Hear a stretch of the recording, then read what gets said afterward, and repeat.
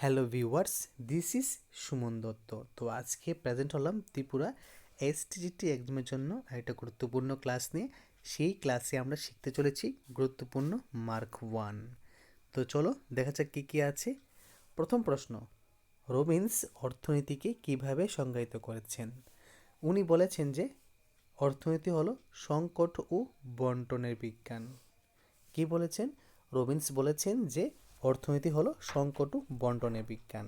ঠিক আছে, তো তিনি তার সংজ্ঞাতে বলেছেন যে অর্থনীতিকে এমন একটি বিজ্ঞান হিসাবে যা মানুষের আচরণকে সীমিত করে, ঠিক আছে, এবং বিকল্প ব্যবহারযোগ্য লক্ষ্যের মধ্যে সম্পর্ক হিসাবে অধ্যয়ন করে।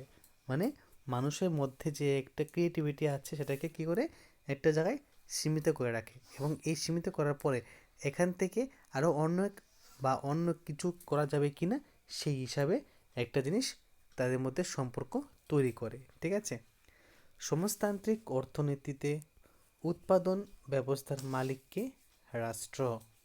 একটি সমাজতান্ত্রিক অর্থনীতিতে উৎপাদন ও বন্টনের প্রধান উপায়গুলি ব্যক্তিগত মালিকানার পরিবর্তে রাষ্ট্র বা পাবলিক অথরিটি মালিকানাধীন এবং নিয়ন্ত্রিত হয়। ঠিক আছে, একটা বৃহৎ অর্থনীতির জনককে কেইন্স। এই যে বৃহৎ অর্থনীতি এর জনক হলেন কেইন্স। জন ম্যানার্ড কেইন্সকে আধুনিক সামষ্টিক মানে ম্যাক্রো ইকোনমিক্সের জনক হিসেবে গণ্য করা হয়, যা বৃহৎ অর্থনীতির অধ্যয়ন। তো এখানে আমরা তিনটা প্রশ্ন পেলাম। একটা হলো কেইন্সের ফুল ফর্ম, জন ম্যানার্ড কেইন্স। তো তিনি ছিলেন কে? আধুনিক যে ম্যাক্রো ইকোনমিক্স আছে ওটার জনক। ঠিক আছে, আর এটাকে কি বলা হয়? বৃহৎ অর্থনীতি অধ্যয়ন বলা হয়। জাতীয় আয়ের অধ্যয়ন কোন শাখায় হয়? বৃহৎ অর্থনীতিতে হয়। জাতীয় আয়, বেকারত্ব, মুদ্রাস্ফীতি এবং অর্থনীতি প্রবৃত্তির মতো সামগ্রিক অর্থনৈতিক বিষয়গুলি সামষ্টিক অর্থনীতির অধীনে অধ্যয়ন করা হয়।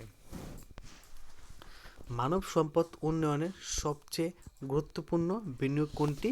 শিক্ষা বিনিয়োগ। শিক্ষা এবং স্বাস্থ্য মানব পুঁজি গঠনের সবচেয়ে গুরুত্বপূর্ণ বিনিয়োগ, যা মানব সম্পদ উন্নয়নের ভিত্তি। মানব পুঁজি কি? মানুষের জ্ঞান, শিক্ষা ও দক্ষতার ভাণ্ডার। মানব পুঁজি হলো মানুষের জ্ঞান, শিক্ষা ও দক্ষতার ভাণ্ডার। মানব পুঁজি বলতে ব্যক্তির জ্ঞান, দক্ষতা, স্বাস্থ্য এবং অন্যান্য বৈশিষ্ট্যকে বোঝায় যা উৎপাদনশীল কার্যকলাপে ব্যবহার করা হয়। জনসংখ্যাকে সম্পদে রূপান্তরিত করতে হলে কি প্রয়োজন? এখানে সবগুলি লিখেছে মানে কি, এটা উত্তর হবে না, উত্তরটা ভুল হয়েছে। এখানে উত্তরটা এখানে আছে যে জনসংখ্যাকে মানব সম্পদে পরিণত করতে হলে প্রয়োজন শিক্ষা ও স্বাস্থ্য, প্রযুক্তি ও প্রশিক্ষণ এবং কর্মসংস্থান। এই সবকটি কি অপরিহার্য। নেক্সট কোশ্চেন হলো কার্ডিনাল ইউটিলিটি তথ্যের প্রবক্তাকে মার্শাল। কার্ডিনাল ইউটিলিটি তথ্যের প্রবক্তা হলেন মার্শাল। আলফ্রেড মার্শাল এবং তার অনুসারীরা কার্ডিনাল ইউটিলিটি ধারণাটি প্রবর্তন করেন, যেখানে ইউটিলিটি বা উপযোগ সংখ্যাগতভাবে পরিমাপ করা যায়। এই অর্ডিনাল ইউটিলিটি তথ্যের প্রবক্তাকে আমরা পড়েছি একটু কি কার্ডিনাল। এখন অর্ডিনাল যদি বলে থাকে তাহলে এটা হলো হিক্স ও অ্যালেন। কে? হিক্স ও অ্যালেন। তো জে আর হিক্স এবং R G D Allen ordinal utility তথ্যটি তৈরি করেন, যা ইউটিলিটির সংখ্যাগত পরিমাপের প্রয়োজনীয়তা ছাড়াই পছন্দের ক্রমের উপর ভিত্তি করে তৈরি।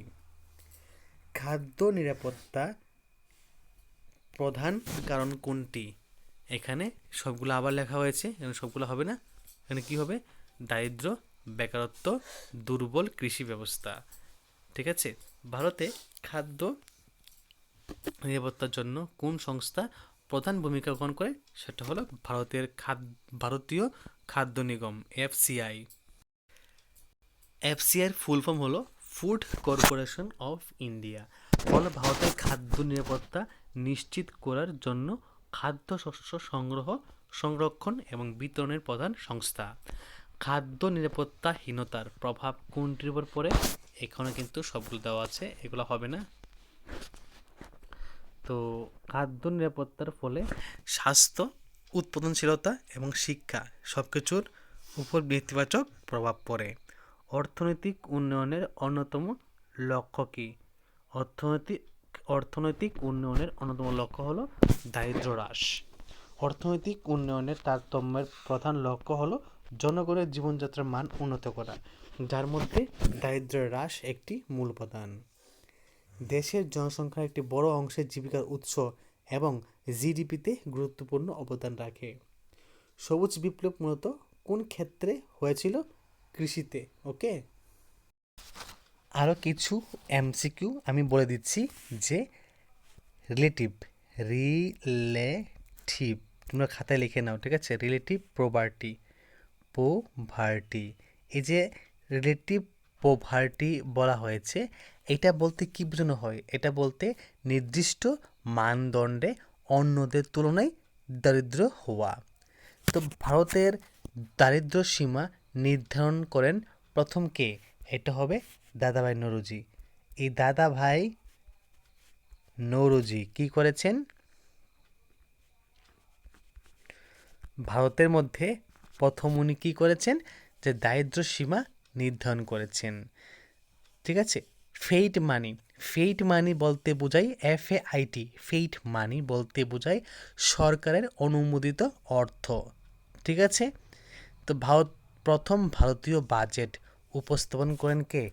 প্রথম ভারতীয় বাজেট উপস্থাপন করেন জেমস উইলসন। কে? জেমস উইলসন,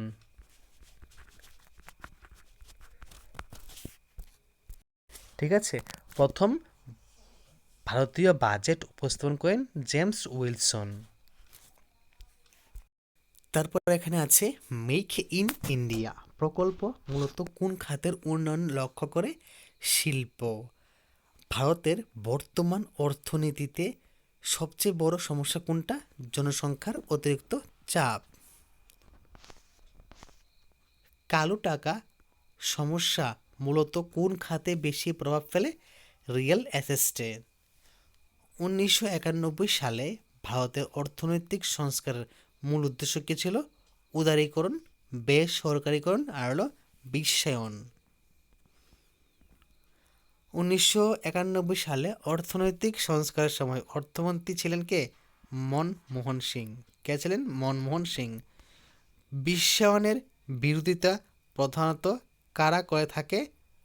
তো এখানে দেওয়া আছে উপরিউক্ত সবকটি, তাও আমি দেখে দিচ্ছি যে এখানে কি হবে।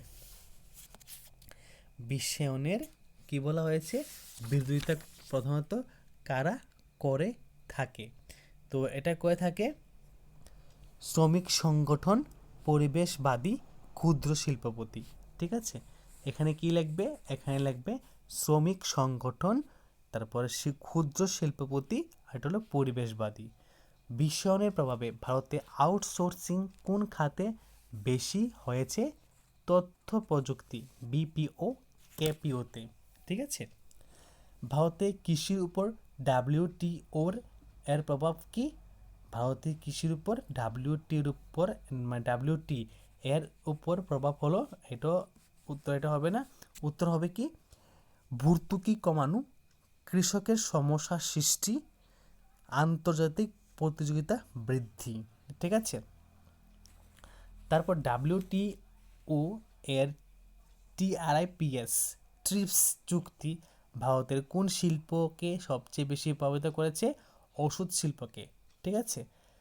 প্রিন্স গ্রন্থের রচয়িতা কে? মেকিয়াভেলি। প্রিন্স গ্রন্থের রচয়িতা হলেন Machiavelli. Freedom is the recognition of necessity কার উক্তি? মার্কসের। Greatest harm of mankind has come from religion, এটি কার মত? এটি হলো হিউমের মত। লেভিয়াথানও বলতে পারো, গ্রন্থটি কে রচনা করেন? Hobbes. Liberty means absence of restraints কার মতে? হবসের মতে, ঠিক আছে?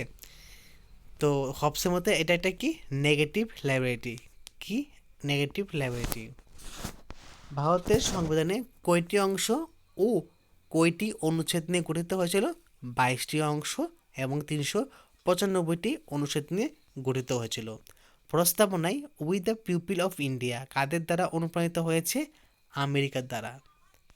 জরুরি অবস্থায় 3 ধরনের কোন কোন অনুচ্ছেদ দেওয়া থাকে?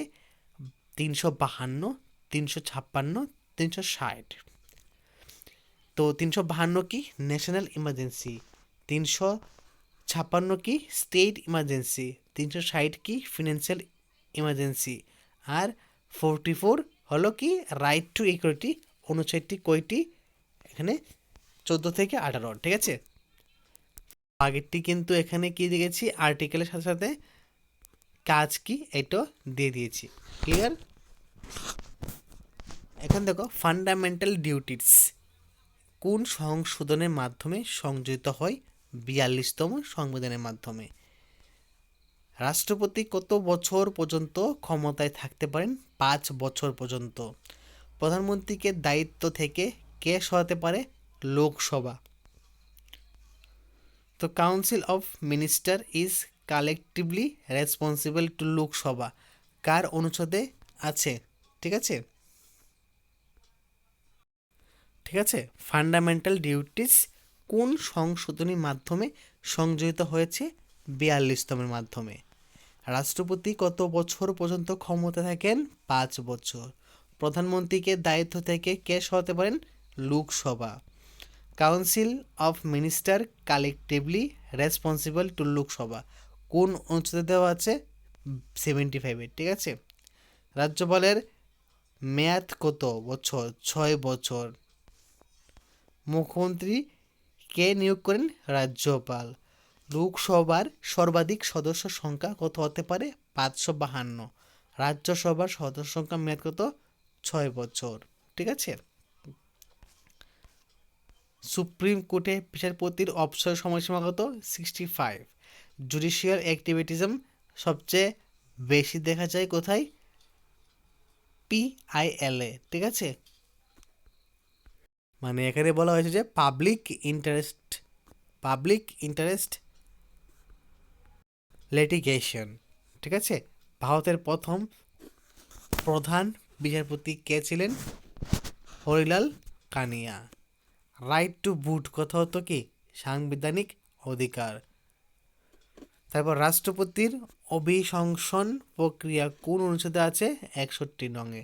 ইউনিভার্সাল অ্যাডাল্ট ফ্র্যাঞ্চাইজি প্রথম চালু হয় ইংল্যান্ডে। ভারতের প্রথম সাধারণত নির্বাচন অনুষ্ঠিত হয় 1951 থেকে 1952 সাল পর্যন্ত। ঠিক আছে।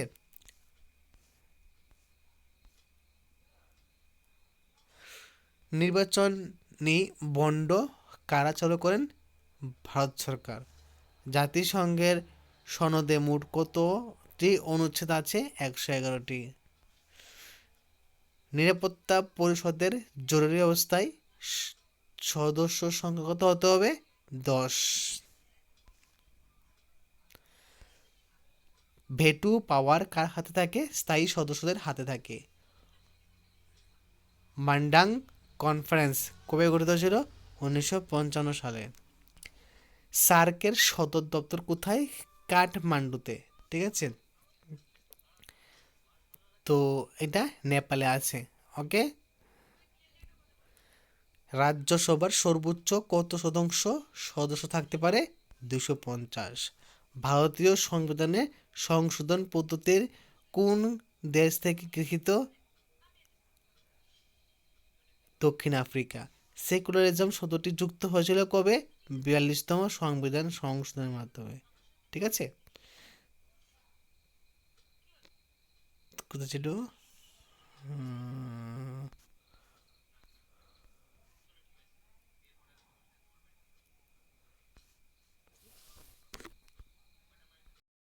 পঞ্চায়েতি রাজ কোন রাজ্যে প্রথম চালু হয়?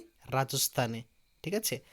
পঞ্চায়েতি রাজ ব্যবস্থা 1959 সালের 2রা অক্টোবর ভারতের রাজস্থান রাজ্যের নগৌর জেলায় চালু হয়েছিল। India that is Bharat shall be union of state, এটি কোন অনুচ্ছেদে লেখা আছে? এর 1-এ, ঠিক আছে। তো ইন্ডিয়া অর্থাৎ ভারত হবে রাজ্যগুলির একটি ইউনিয়ন। ওকে। এরান শিলালিপি কে রচনা করেন? দ্বিতীয় চন্দ্রগুপ্ত বা বিক্রমাদিত্যের সভাকবি বীর সেন। নানঘাট শিলালিপি কে রচনা করেন? নয়নিকা। নানঘাট শিলালিপিটি সাতবাহন রানী নয়নিকা দ্বারা উৎকীর্ণ করা হয়েছিল, ঠিক আছে। বুদ্ধদেব সংসার ত্যাগের ঘটনাকে কী বলা হয়? মহাবিনিষ্ক্রম। পার্শ্বনাথের উপদেশ কী ছিল? চতুর্জাম। জৈন ধর্মের 23তম তীর্থঙ্কর ছিল পার্শ্বনাথ এবং 24তমকে স্বয়ং মহাবীর, ঠিক আছে। তিনি 4টি উপদেশ কথা বলেছেন যা চতুর্ধাম নামে পরিচিত। এটা কে বলেছেন? জৈন ধর্মে 23তম তীর্থঙ্কর। মহাযান পদ সম্পর্কে কোন বৌদ্ধ ধর্মগ্রন্থ থেকে জানা যায়? অঙ্গুত্তর নিকায় থেকে, ঠিক আছে। তারপর কার সময়ে মগধের রাজধানী পাটলিপুত্রে স্থানান্তর করা হয়? উদয়নের সময়ে। সিংহাসনে বসার কত বছর পর অশোক রাজ্য অভিষেক হয়? 4 বছর পর। কে গুপ্ত যুগকে এলিজাবেথ ও স্টুয়ার্ট যুগের সঙ্গে তুলনা করেছেন? স্মিথ।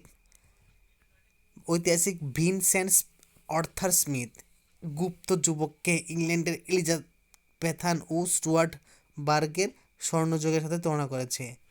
তক্ষশিলা শিক্ষাকেন্দ্র কে স্থাপন করেছেন? উপরে কোনটি নয়? তক্ষশিলা একটি প্রাচীন শিক্ষা কেন্দ্র, তবে এর কোনো একটা নির্দিষ্ট প্রতিষ্ঠাতা ছিলেন না। প্রচলিত বিশ্বাস অনুযায়ী একটি রাজ্য ভারতের পুত্র তক্ষ দ্বারা প্রতিষ্ঠিত হয়েছিল। তো পল্লবদের উৎপত্তির ইতিহাস আজও রহস্যবিত্ত। কে বলেছেন? BVK রাও। সুলতানি আমলে কয়টি রাজবংশ দিল্লির সিংহাসনে ক্ষমতাসীন ছিলেন? সেটা হলো দিল্লি সুলতানি আমলে 5টি রাজবংশ শাসন করেছিল, ঠিক আছে। তো ইলতুৎমিশের প্রথম জীবন কে ছিল? কৃতদাস। সুলতান ইলতুৎমিশ প্রথম জীবনে কুতুবউদ্দিন ऐबকের একজন কৃতদাস ছিল। রাজিয়া কাকে বিবাহ করেন? আলতুনিয়াকে, ঠিক আছে। কে বলবনকে আমির শিকার পদে নিযুক্ত করেন? রাজিয়া। কোন মুসলমান সাহিত্যিক সর্বপ্রথম হিন্দি শব্দ ব্যবহার করেন? আমির খসরু, ঠিক আছে। তারপর এখানে কি রামানুজের জন্ম কবে হয়? 1017 সালে, ঠিক আছে।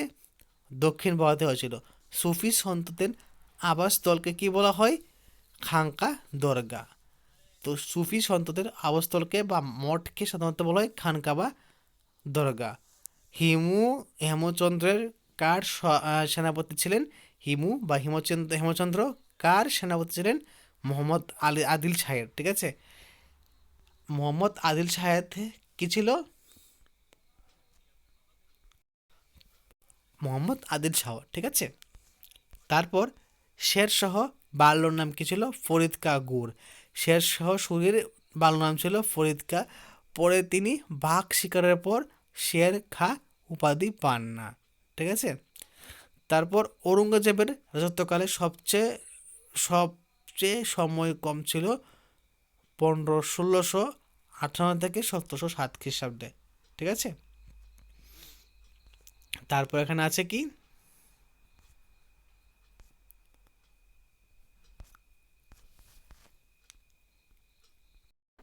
শের শাহের বাল্য নাম কি ছিল? ফরিদ খা গুর। ঔরঙ্গজেবের রাজত্বকালের সময় ছিল 1658 থেকে 1707 সাল পর্যন্ত, ঠিক আছে। মারাঠা সমাজের ভজন কে রচনা করেন? তুকারাম। মারাঠা ভক্তি আন্দোলনের সন্ত তুকারামের মারাঠা সমাজের ভজন ও অভঙ্গ রচনা করেন।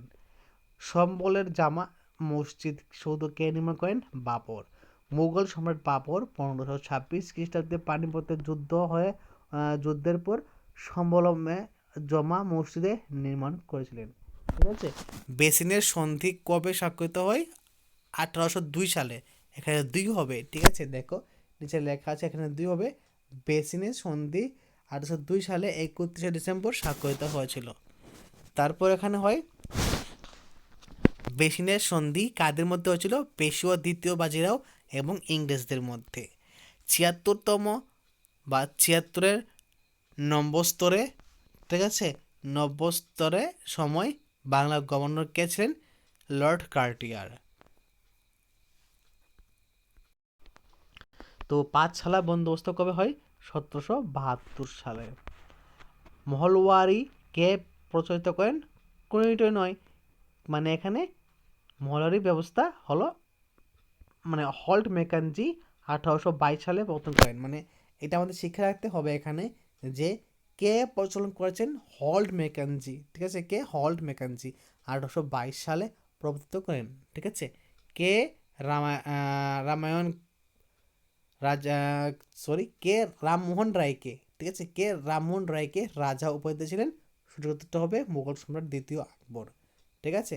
তো যদি আজকের ভিডিও তোমাদের কাছে ভালো লাগে থাকে অবশ্যই ভিডিও শেয়ার করবে। তো দেখা হচ্ছে একটা গুরুত্বপূর্ণ ভিডিওতে, প্রথম থেকে শেষ দেখার জন্য তোমাকে অসংখ্য ধন্যবাদ।